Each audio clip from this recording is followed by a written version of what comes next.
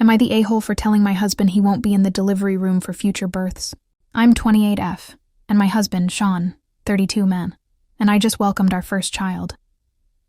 The pregnancy itself went smoothly, and Sean was great throughout. But everything changed once I went into labor. I was at full term, 5 days overdue, and expecting a big baby. 9LB 7Os. Labor started around 2 in the morning, waking me with painful contractions. Although the pain was intense, it wasn't yet time to go to the hospital since in the UK, you have to be at least 4 centimeters dilated. But even though I was uncomfortable and needed support, Sean refused to get out of bed saying, "It's not proper labor yet, and I need to rest for when it is." I ended up going downstairs alone, trying to manage the increasing pain. Things escalated quickly, and I found myself in excruciating discomfort. I kept calling for Sean, but it wasn't until around 7:30 a.m., over 5 hours later, that he finally came downstairs.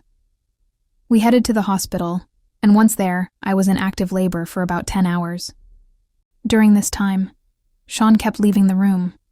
Every hour or so, he'd go out, saying he needed a coffee, some food, or to make a call. He must have left around 10 times, each break lasting roughly 20 minutes. Every time he left, I felt abandoned and unsupported. After hours of this, I finally delivered our beautiful baby boy, and thankfully, Sean was actually in the room at that moment. However, I experienced a severe tear and needed stitches. While the male doctor was stitching me up, Sean made a joke, saying, "Do you think you could add a couple of extra stitches for me, mate?" He must have thought it was funny, but the room went dead silent. The doctor, looking uncomfortable, responded, "That could cause a lot of issues for the patient, so no, absolutely not." Sean just went quiet, and I was left feeling humiliated, furious, and deeply hurt. To make matters worse, Sean knew that I have a history of traumatic experiences, making this situation extremely triggering. Having a male doctor there was already difficult, but instead of supporting me, Sean made an insensitive comment that made everything worse.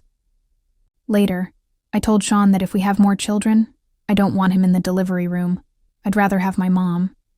He apologized, saying nerves got the best of him, but I can't shake how let down I feel by his actions. AITA for feeling this way and wanting him out of the delivery room next time.